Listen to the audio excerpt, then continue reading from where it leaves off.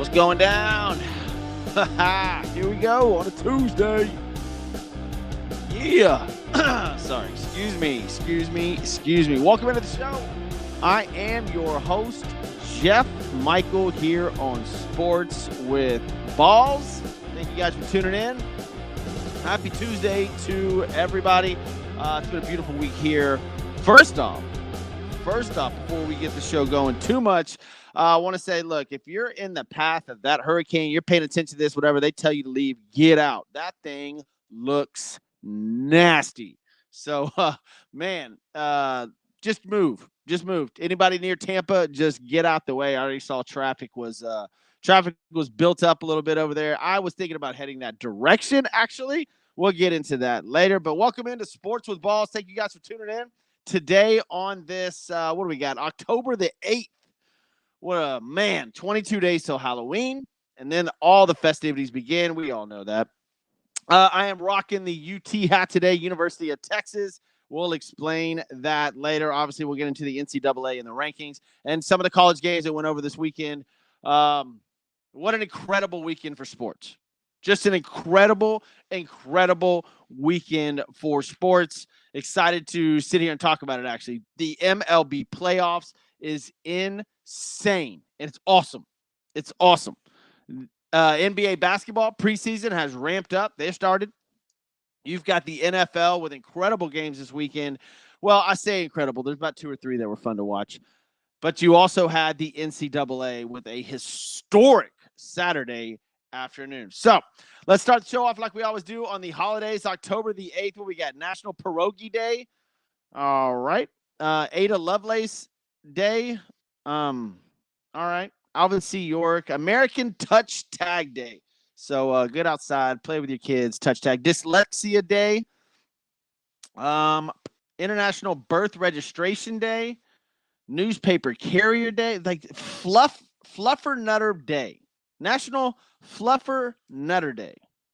The hell? Peanut butter and marshmallow fluff squished between 2 slices of bread. What? All right. National Face Your Fears Day.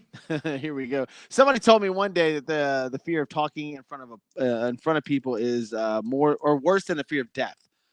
Really? National Heroes Day. You're welcome. National Salmon Day. We'll have that tonight. World Octopus Day. There you go. Bruno Mars' birthday. Chevy Chase. A couple of other guys. Grayson Allen. It's his birthday today. Any other athletes? Matt Damon. His birthday. Nick Cannon. I bring Nick Cannon up because of, what's Nick Cannon famous for now? Babies? Making babies? And The Miz. Ugh. Well, anyways, welcome to the show. Jeff Michael here with you. If you're tuning in on the podcast, I appreciate you guys tuning in always. No matter when you're listening, make sure you go to Sports with Balls on all your social media outlets. Check it out. It's a lot of fun, man. Millions and millions of people commenting, reacting on all the posts that I put up there. It's a blast, man. But got to thank some people before we get the show going. Christian's Tailgate Bar and Grill. There are 4 Houston area locations. Go to christianstailgate.com. Find one near you. Amazing place to go watch the games, get some drinks, have some fun with some peeps. Get to christianstailgate.com and go in there. It's awesome. Lunch. They're open for lunch. I think they open at 10 o'clock. It's awesome. Also, Butler CCS. Listen, that hurricane is going into Florida. There's a lot of damage here in Houston still from tornadoes and hurricanes. He's specializes in fire, water, mold, and roofing. Master water restorer certified. Tons and tons and tons of certifications. Go visit Butler CCS INC. Check out Wesley Butler and his company. Let them help you. Or go to Sports with Balls and on your social media outlets. All the info will be up there as well. All right, man. What are we getting into today first? Let's start with baseball. Let's start with baseball in this Dodgers and Padres series. Wow. Dave Roberts is pissed off at Manny Machado, thinking that he threw it says he threw a ball into the dugout at him. Come on, man. Really? I saw the video. I'm not convinced that Manny Machado did that. Whoa, excuse me. I'm not convinced at all that Manny Machado threw a ball into the Dodgers dugout. But I will say The chippiness between these two teams who are neighbors in the state of California is uncanny, and I love it. The rivalry between the Padres and Dodgers is phenomenal. If you're MLB and in the business of the MLB, this is awesome. You could not ask for anything better. Talk about two teams that literally hate each other. It's great for baseball. It's great for everything. I love what this is. The Dodgers Padres series. I know there's 50 now. There's 50 days, 50 straight days of football. We'll get into that later on television. But if you're looking for entertainment, the Dodgers Padres series is it. People are throwing beers at Jordan Jorkson Profar in the outfield. You've got Manny Machado throwing balls apparently at managers. They're hitting. The Dodgers are hitting Fernando Tatis Jr. You've got Shohei Ohtani. It's just this is theater. It is awesome. I love it. Obviously fans. I want the fans to be a little bit lighter. I'm not a big fan of throwing stuff at players on the field. That is uncalled for. But you talk about absolute theater in baseball. The Dodgers Padres series is awesome. Look, if baseball's not, if you're not interested in a football game that's on at night, turn it to one of these games, and you're not going to miss out. It is obviously one of the great series that we have going on right now. Fun to watch. As of right now, the series goes. The Yankees lost. Well, let's tune into last night, right? Tigers beat the Guardians 3-0, tied it up at 1-1. The Royals beat the Yankees in New York, tied that series up at 1-1. Sunday night, you had the Phillies over the Mets. That series tied at 1-1. And now you have the Padres and the Dodgers series tied up at 1-1. This is the first time in the history, I believe, in baseball that we've had all four series tied at 1-1. Great baseball. Now, moving on to today. Aaron Nola take on Sean Manaea at 4:08 p.m. in New York as the Phillies travel to the Mets. Right now, it's about dead even. It's Phillies minus 110 or Mets minus 110. It looks like there may be some rain there, so just keep your eye on that if you're gambling. I'm not touching the MLB playoffs right now as far as gambling is concerned. There's just too much. There's too much going on, dude. Like, it's just fun. And then tonight, and in San Diego, which will be absolutely rocking, you've got the Dodgers at the Padres. Walker Buehler and Mr. King tipping off Michael King. That will be at 8 p.m. And if you're not invested in any game, there's an NCAA game on tonight. But if you're not invested in any of that, this game tonight is must-see TV. The Padres fans will be going absolute berserk. And, man, honestly, I'm here for it. Let's do it. Let's roll. Other than that, Aaron Judge is striking out at a historic pace. I don't know what to tell you. Aaron Judge, he finally got a hit. I think his first hit of the postseason last night. He has been striking out unbelievably at an unbelievable rate. It's strikeout or home run with Aaron Judge 50% of the time. If I'm a Yankee fan, not really happy with that. It is what it is. But Aaron Judge not playing postseason baseball. If I'm a Yankee fan, I'm scared right now. I believe that Kansas City has a really, really good shot of upsetting the Yankees. And if you're baseball, you don't want that. Because right now, the series that everybody's tuning into is Padres-Dodgers. You want the Yankees-Dodgers rivalry. You want that. You want East Coast, West Coast. But right now, the Padres look like they don't have the upper hand. Don't get me wrong. But as far as the Yankees are concerned, Kansas City, Bobby Witt Jr. is a phenom. He is a superstar in MLB. I'm excited that he came on the stage this year. I've got a bunch of his rookie cards behind me, so that's one of the reasons. But Kansas City is a good team. A really, really, really good team. So these MLB playoff games are going to be phenomenal. I don't have a dog in the fight, not anymore. So I'm just rooting for good baseball. I would love to see Yankees and Dodgers for the star power. Padres and Yankees would be fun too. Kansas City and Padres would be fun. Phillies, not for me, man. I've seen them too much. Yeah, a lot of their players are just kind of, I don't know. They're, of course, Bryce Harper's superstar, but they don't do it for me. The Phillies don't. The Mets would be a great storyline. Tigers would be a great story. Cleveland, they're the quietest great team in MLB all year. They've just been cruising along. But right now, all series tied at 1-1. So it's anybody's ball game. Nobody has the upper hand. So it is what it is. That's your breakdown of Major League Baseball. Derek Carr last night. Let's move on to the NFL. Derek Carr last night, I don't know, bleak. He left the game. They lose 13-26. Kansas City is 5-0, guys. Cruising. Absolutely cruising football. It looks really easy for them right now. They lost Tyreek Hill. They go on to win a Super Bowl. They lose Rashid Rice, who that guy was awesome, which, by the way, there's an update on his injury. We'll get into that. And they're just cruising. Kelsey finally had a decent game last night. Juju Smith-Schuster, great game. I don't know how you're going to beat these guys, especially if they get back healthy. Xavier Worthy had a good game. They're pretty damn good. They're well coached. They're disciplined. I get it. The referee issues, like everybody thinks that the refs are on their side. I'm sure it may have something to do with that, but they're good. You got to beat them. You're going to have to beat them. And in Kansas City, you're not going to do that. Not right now. Let's see their next games. Let's look ahead at the Chiefs' schedule.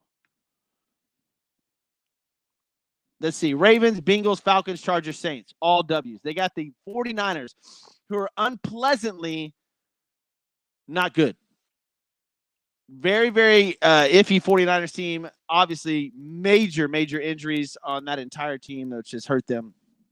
They should get a W there. It's in San Francisco. Then they're at the Raiders. Maybe 2 W's in there. Buccaneers, Broncos, Bills, Panthers, Raiders, Chargers. They're already in the playoffs, guys. I'll just say it right now. I'm looking at their schedule. Panthers, Raiders, Chargers, Browns, Texans. I'll get into the Texans in a little bit. The Chiefs are already in the playoffs. They could literally play 50% football, and they have already made the playoffs. Their schedule just lines. They got to play the Raiders. That's a W. Broncos, that's a W. Panthers, that's a W. Raiders again, that's a W. Browns, that's a W. Texans, that's a W. They're in the playoffs. It's already over. The Chiefs are in the playoffs because they started 5-0. Even with major injuries. They can absolutely put this stuff on cruise control. Unless Pat Mahomes goes down with an injury, Kansas City Chiefs may be in the AFC Championship game already. I'm not going to count it that bad, but they look really, really, really good.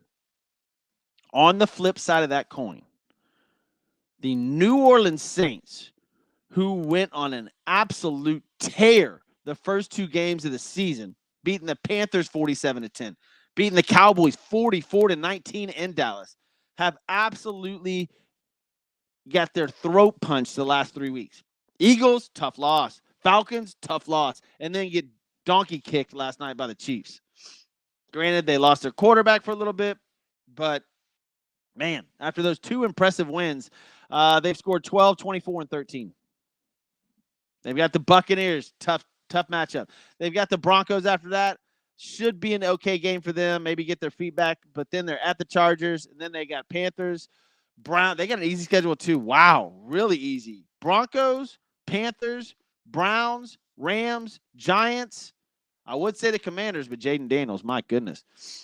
Saints could put together some wins too and get back to 500 and look a little better. The last 3 games have been really, really bad for them.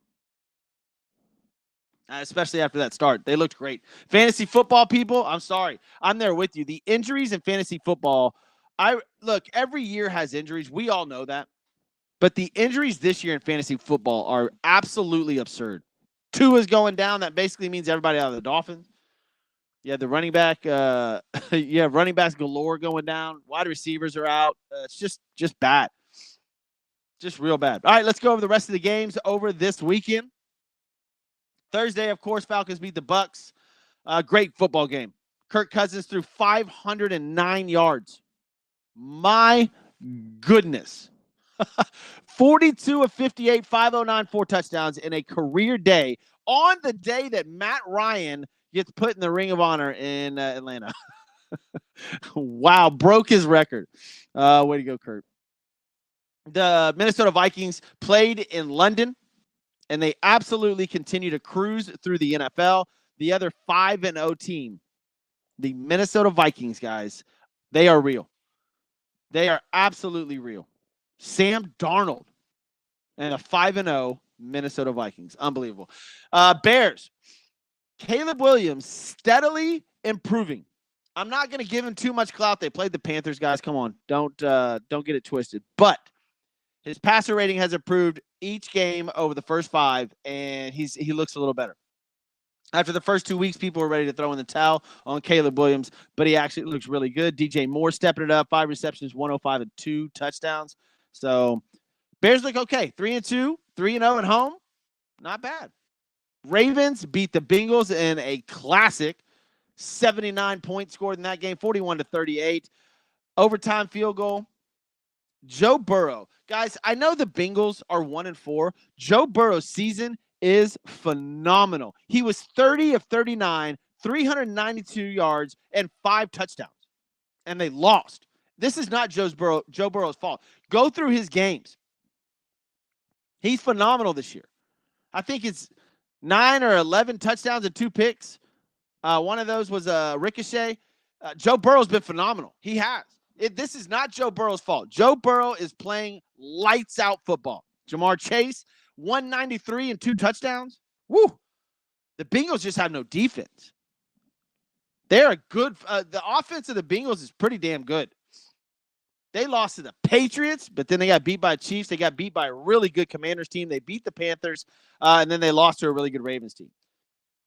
Their next games are Giants, should be a W. Browns should be a W. Eagles, good game. Raiders should be a W. Then they face the Ravens again. Maybe they can get it back together. I don't know. But as far as offensively, Joe Burrow is playing lights out. He probably has some of the best statistics in all of football this year. And it sucks that they're 1-4. They're 0-3 at home. It just absolutely sucks because Burrow is playing lights out football. Dolphins win over the Patriots 15-10. I hate that, man. I hate that Tua is out. I don't know if he'll come back. I highly, highly doubt it. But the Dolphins were a good team. And offensively, especially fantasy football-wise, man, sucks. Washington Commanders have found their dude. Jaden Daniels, man. This guy is going off. 82 rushing yards this past weekend. 238 passing yards, 1 touchdown. Finally getting a hold of Terry McLaurin now. Man, if this guy finds his... Guys, the Washington Commanders are 4-1. 4-1. Granted, I know they played the Browns, and that situation with Deshaun Watson is brutal. That is one of the worst contracts, if not the worst we've ever seen, and is going in a downhill spiral very, very, very fast. Now, Deshaun Watson did settle the case that was pending. His lawyers came out yesterday and said that case is done. Settlement stuff will stay disclosed. The lady's name will stay disclosed, Jane Doe. But when do you cut Deshaun Watson loose? Joe Flacco should have been or was the MVP of the league last year. Or not MVP, sorry, comeback player of the year. And you didn't even re-sign him. Joe Flacco was balling for the Cleveland Browns last year, and they did not re-sign him. That is, to me, unreal.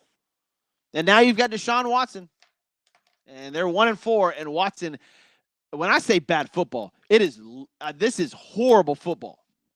The Browns are almost unwatchable. Deshaun Watson is an absolute disaster.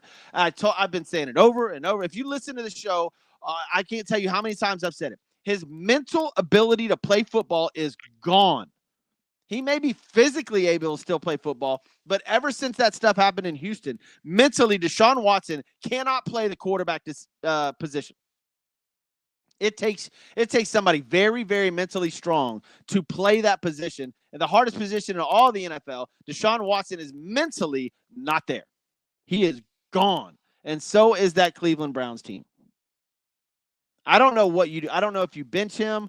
I have no idea how you do what you do, but it's awful. It's awful football. His quarterback rate, his QBR is 22.4. Whoa. Who do they have up next? The Eagles. That's a loss. Then the Bengals. Bengals will get it together. That's a loss. The Ravens. That's a loss. Chargers. That's a loss. Then the Saints, if they're playing, that's a loss. I don't know when they're gonna win next. Maybe the Broncos on December the 2nd.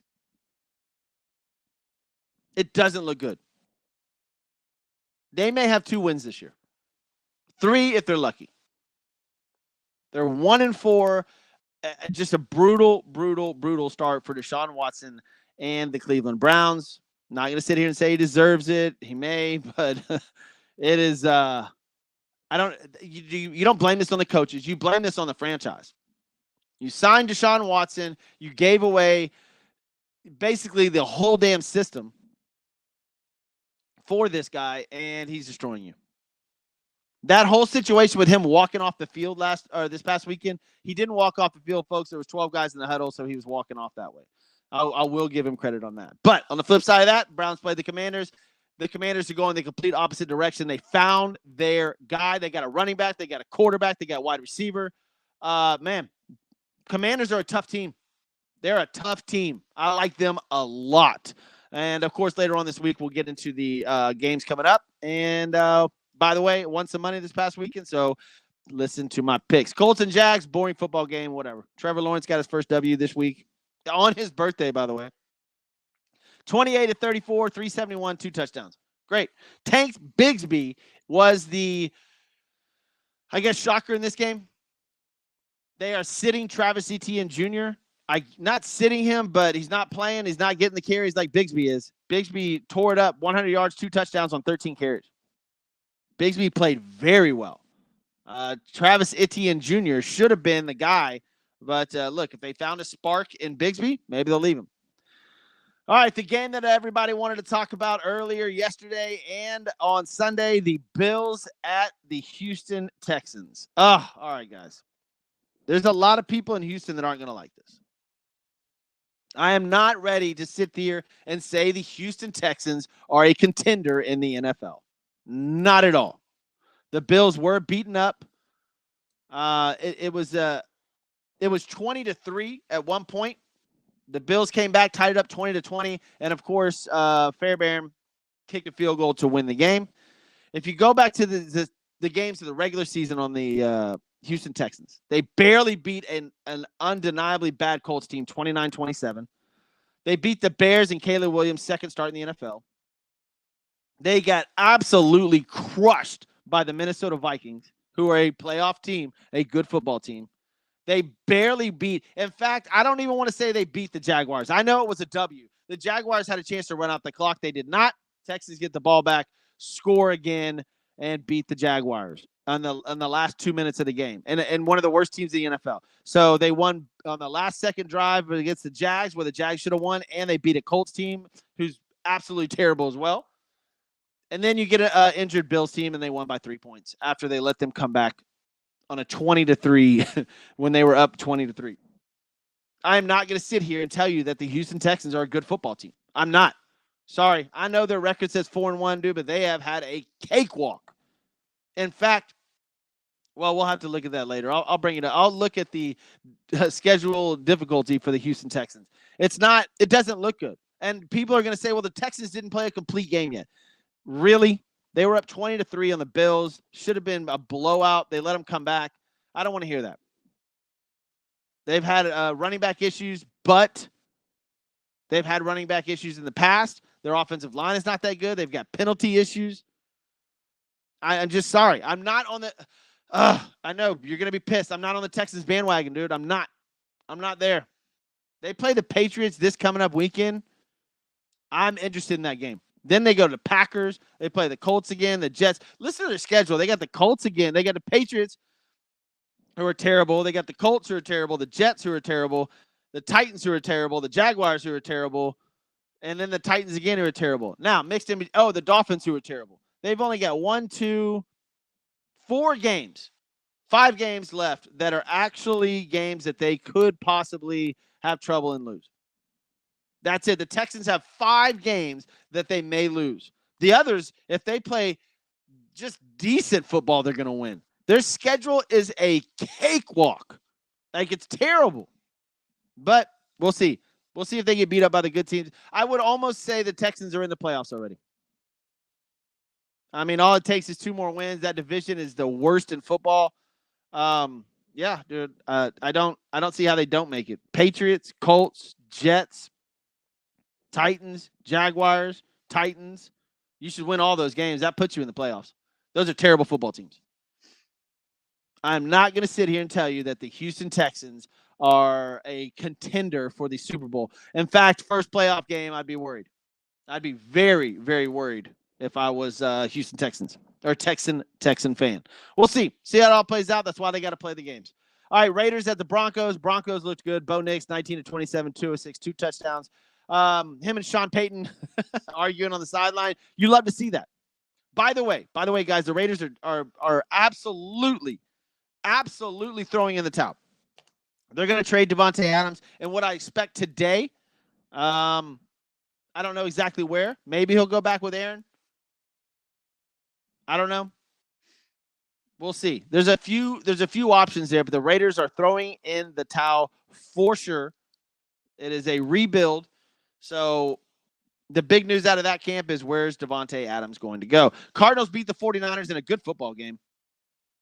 Brock Purdy, 19-35, 244, 1 touchdown. Mason with 89 yards, no touchdowns. Brandon Ayuk came out, 8 receptions, 147. Cardinals 2-3, decent 2-3, and so are the 49ers. Packers beat the Rams. Packers look good, 3-2.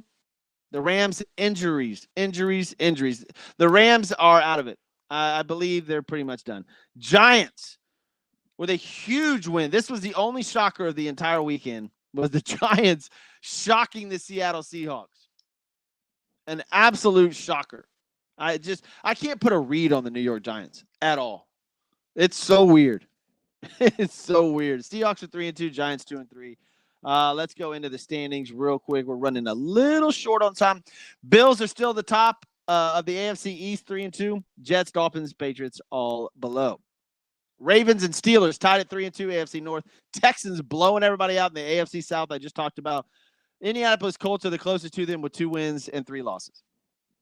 That everyone in that division, every team in that division has a negative run differential or negative score differential, however you want to put it. Texans are -12. There goes exactly what I was talking about. The Texans are -12 differential. Worse than the Titans. Titans are only -11. Do not be that's exactly my point of where the Texans stand. You guys be careful about putting them up there. Kansas City Chiefs 5-0, AFC West, of course, they're killing it. Broncos right behind them at 3-2, not bad.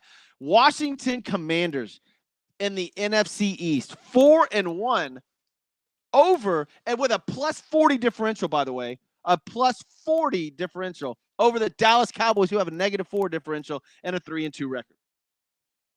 Wow. Shocker so far of the season. Minnesota Vikings 5-0. Detroit Lions 3-1. They're let's see. Yep. They had a bye. Atlanta Falcons 3-2. Tampa Bay Buccaneers 3-2 in the NFC South. NFC West, Seattle Seahawks still holding on to 3-2. Arizona Cardinals behind them because they won 2-3. 49ers at 2-3 as well. Football season is just now starting to really get into full swing. We're 5 games in, and we're starting to see cream rise to the top. We're starting to see teams really kind of slack off and throwing in the towel, i.e. Patriots, i.e. Jaguars, i.e. Raiders, i.e. Panthers, and the Rams. Those are teams that are just, I doubt, they just don't have it in them anymore. They all are going for draft picks, and maybe Shedeur Sanders. We'll see. All right, NCAA. Oh, man. Hence my hat. The University of Texas has moved up to number 1 because Georgia is now 4-1 and Alabama is now 4-1, dropping 6 spots to number 7 after Vanderbilt handed them their first L and the first ever top seed win in Vandy in the school's history. And what they do, carry the goalpost to the river, which was amazing. Ohio State's number 2. Oregon and Penn State are now 3 and 4. Wow. This is in the AP coaches poll. Oregon's 3, Penn State's 5. Oregon looks good. There's I need to get over a Heisman Trophy watches, but man, these playoffs, people don't realize that we have an NCAA playoff coming. That is absolutely unbelievable. I wish I could cuss more on the show. I cannot wait for that. Listen to these teams: Texas, Ohio State, Oregon, Penn State, Georgia, Miami, Alabama, Tennessee, Ole Miss, Clemson. I mean, Iowa State's even 5-0. The playoff is going to be phenomenal. Phenomenal. Notre Dame's at number 12 at 4-1. LSU 13 at 4-1. BYU is 14th in the nation. Are they going to sneak in there? Texas A&M's 15 at 5-1. Will they sneak in there? The Indiana Hoosiers are 18th ranked in the nation at 6-0. Are they going to sneak up in the playoffs? I mean, wow. Michigan is 24th now, down 14 spots. They're 4-2. SMU, 25th in the nation at 5-1. Guys, the NCAA is going to be phenomenal. Now, who's got the hardest road? By far, the University of Texas. They have got to play. Oh, dude, they got 3 brutal games coming up. They've got the Red River rivalry coming up this weekend in Dallas, which maybe I'll go to, maybe I won't. At 2:30, that's going to be awesome. Then, right after that, that's this weekend. 7 days later, they played number 5 Georgia in a huge football game. Then they got it a little bit easy. I would say Vanderbilt's easy. They just beat Alabama, though. Florida, Arkansas, Kentucky, and then at the end of the season, the Longhorns will renew their rivalry with Texas A&M, and an absolute monster football game coming up in College Station on November the 30th. I cannot wait. I'm going to that game. That will be awesome. But Longhorns got to go into Dallas, play Oklahoma, then they've got to play Georgia at home, and then at the end of the season, they've got Texas A&M. Now, obviously, they win out. If they could lose one of those games, and they're still in the playoffs, obviously. They win out, they'll be number 1 ranked, but tough schedule for the University of Texas. Guys, listen, if y'all missed anything on this show, podcast version coming straight up right after I get off of here. But it's been a hell of a show. We went over Major League Baseball playoffs. We went over the NFL schedule. NFL games this past weekend, and then just dived into the NCAA a little bit. I'll have more for you guys tomorrow and or Thursday, but I'm Jeff Michael. This is Sports with Balls. We'll see you tomorrow.